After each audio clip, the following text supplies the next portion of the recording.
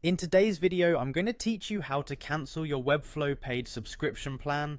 If you've been using Webflow and have decided it's time to move on, or perhaps you're simply exploring other options, cancelling your paid plan doesn't have to be a daunting task.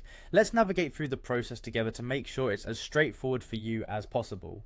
First things first, if you're currently on the Webflow web editor page, what you need to do is locate the three horizontal lines at the upper left corner of your screen.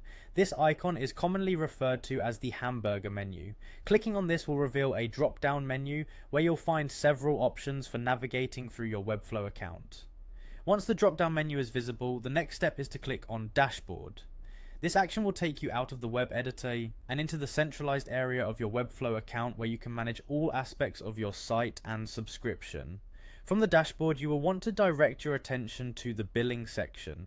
Clicking here is crucial as it will take you to all the necessary billing information and plan details relevant to your account. This section is the hub for your financial transactions and subscription status.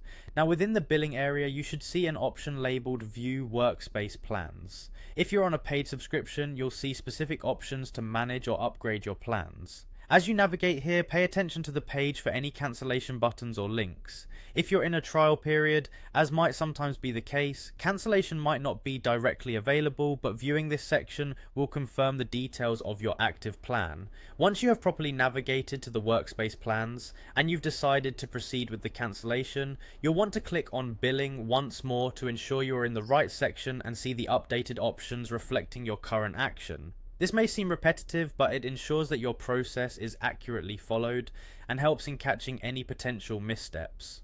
After cancelling, it's important to finish up by clicking on Save. This action confirms your cancellation request and secures the changes you've made to your subscription. Failing to save might mean that your cancellation isn't processed correctly, so this is a key final step. Should you encounter any problems during the cancellation process, don't hesitate to contact Webflow's customer support service.